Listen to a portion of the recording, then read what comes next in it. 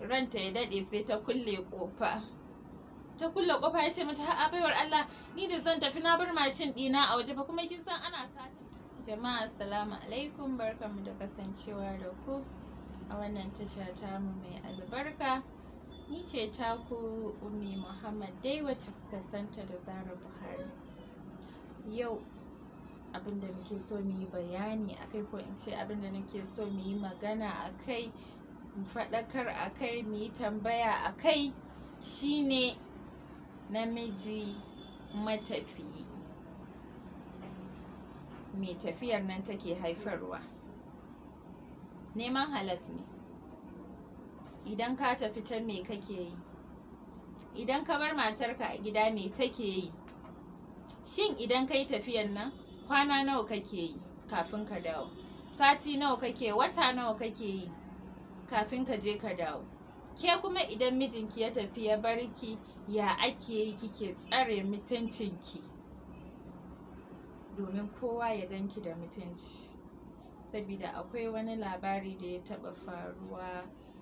Wannan labarin is a true life story. An yi shi ne da gaske, inda wani ɗan goyin ne ma hakan ta faru da shi. Shi sa aka ji yana cewa shi ba zai ɗauki mace ba. Ya sha faɗan wannan kalma, ni ba zan ɗauki mace ba. Idan mace ta tare shi gudu yake. Sai akwai wani ya zo zai hau mashin ɗin ne, sai ya ga wata mace ta tare shi, sai ce a ni ba na ɗaukan mata.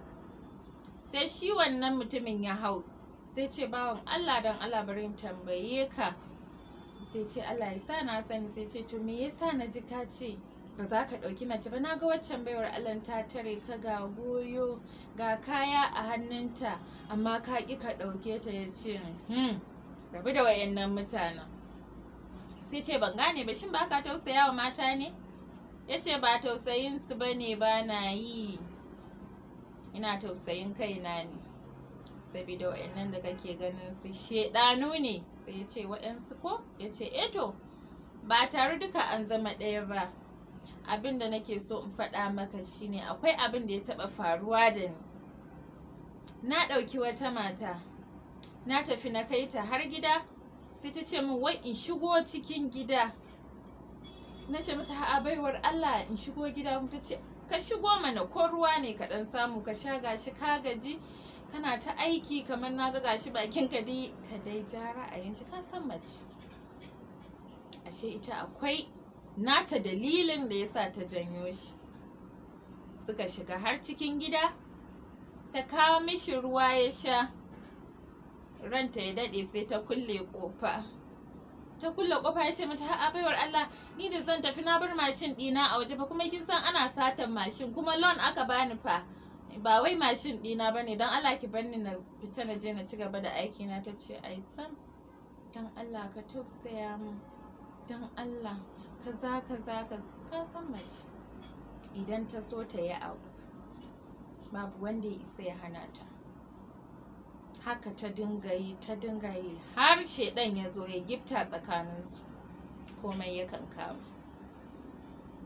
Da ya samu da ƙyar ya balle ya fita. Labarin ba guda ɗaya bane, akwai wani ma shi ma wannan.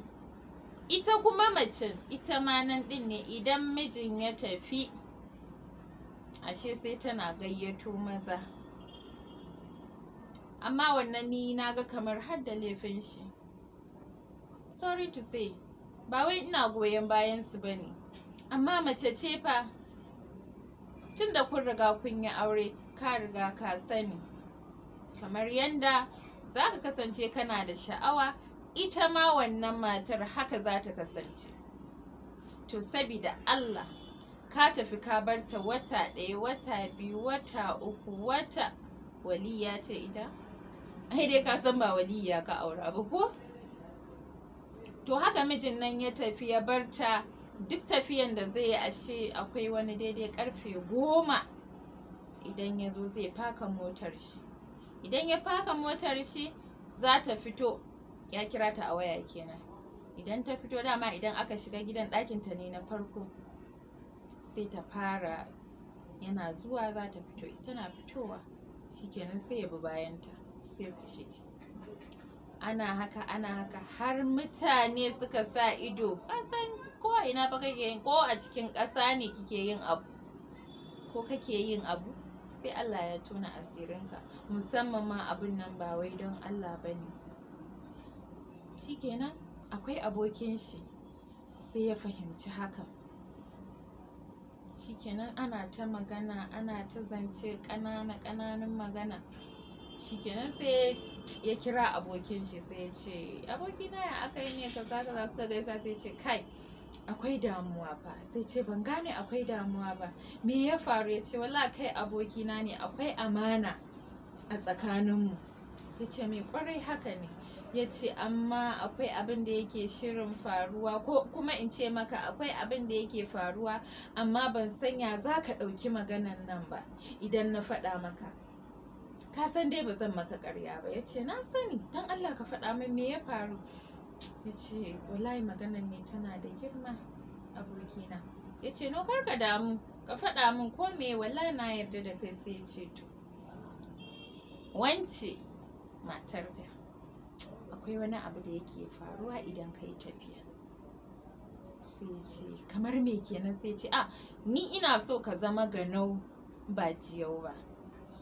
Kasan an ce ji gani ya kori ji. Ya ce mai haka ne. To yaushe haka dawo? Ya ce, zan dawo rana kaza. Ya ce, to ba damu.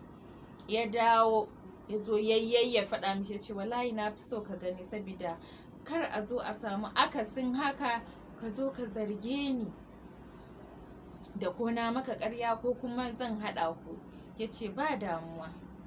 Da ya dawo aka kwana biyu, an yi sati ɗaya, sai ya zo ya ce mata, wance a soya min kaza. Dama normally idan zai yi tafiya ana ɗan mai soye-soye haka ya tafi da shi. Sai ya daɗa siyowa ya kawo mata. Ya ce a mishi aikin, aiko jikinta na rawa.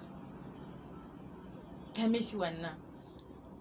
Ya zo ya ɗauki jakar shi, ya ɗauki kayan shi, ya yi gaba abin shi kamar ya tafi.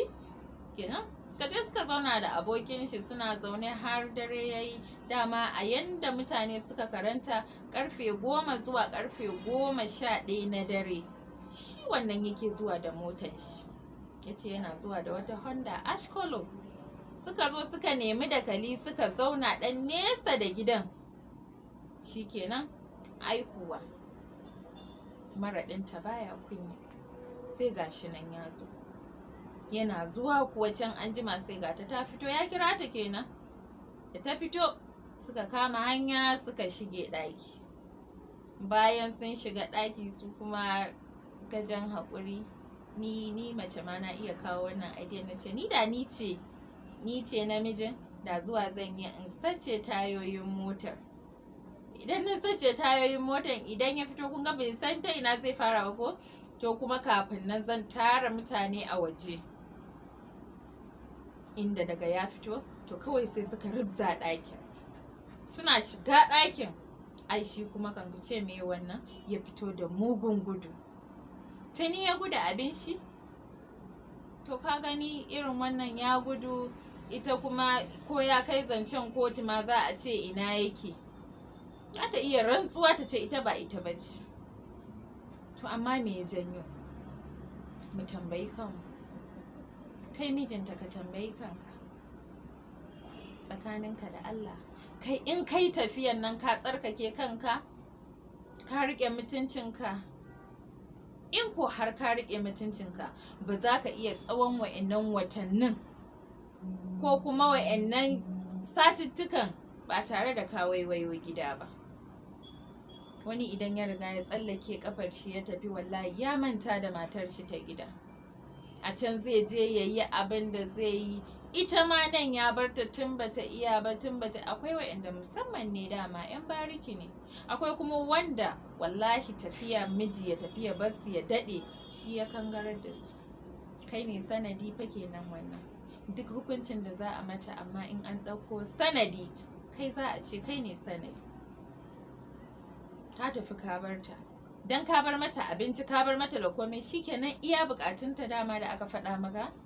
Tana da bukata, kai ma ka san wace ce matarka, ka san yanayin matarka. amma kuma ka kama hanya ka tafi ka bar ta wata da watanni. Akwai fa wanda wai yake shekara. Sabida Allah ko shuka ce, kaddara ka yi shuka ka tafi ka bar ta shekara ɗaya, ba wanda yake kula da wannan shukar, ya za ka dawo ka ganta? Ballantana 'yar mutum. Ke ma kuma da ki yi wannan, me ya kamata ki? Ai akwai iyayen shi, akwai iyayenki. Akwai wani da na taɓa gani a asibiti, ta zo asibiti ta kawo 'yarta asibiti, sai sirikin shine ya zo asibitin, babu wani wanda yake, shi bai turo musu da kuɗi ba, ya bar ta ba abinci, kuma ya je ya yi wata da watanni. Ina ji a asibitin sirikin yana kiran shi a waya, yana wallahi tallahi in kana so ka gama da duniya lafiya ka dawo gurin iyalanka. Kai kaɗai ne ka iya neman kuɗi? Ya mentioning abokanansa, ya ce ba ga wane ba duk ga su suke ɗawainiya da matarka. Shin su ne suke aurenta ko kai ne kake aurenta? Ga yarinya nan ba ta da lafiya, jikinta babu yanda yake, tana asibiti an faɗa maka sai ka dinga wani maganganun banza da wofi. Me za ka mana banda ka zauna ka kula da iyalanka? To wallahi idan kana so ka zauna da mu lafiya kuma ka gama da duniya lafiya, ka samu ka dawo kusa da iyalanka. Wani ba ruwan shi. In kin ga kina da daraja da mutunci kafin ki aure ne, kafin ki aure shi ne. Idan kika riga kika aure shi, sorry, to kuma gashi babu yanda za a yi. Aure sunnar ma'aiki ne, sai dai kawai mai ta addu'a Allah Ubangiji ya zaɓa mana nagari, da mazan da matan duka addu'ar da zamu dinga yi kenan. Amma maganan tafiya ka tafi ka bar matarka ba dabara bane.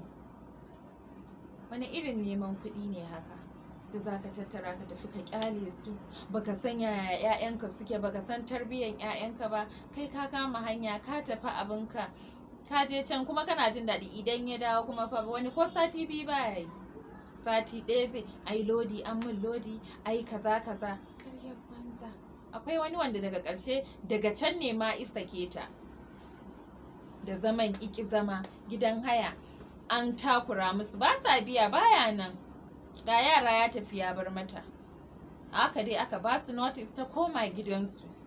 In na ce zan dinga kawo muku irin wa'annan misalan suna da yawa. To me yasa? Waye yake janyowa?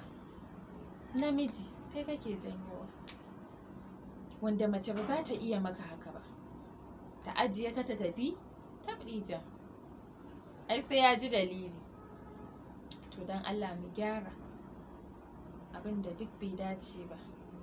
Namiji ka kasance kana yawan ziyartar iyalanka, kana sanin halin da suke ciki da halin da matarka take ciki. Kar ka je ka tafi ka barta a cikin wani irin halin ƙaƙa na ƙayi, har ya sa ta je ta zama wani abu daban, yanda za a zo a kasa controlling, kuma amma kai ne cause of the dispute.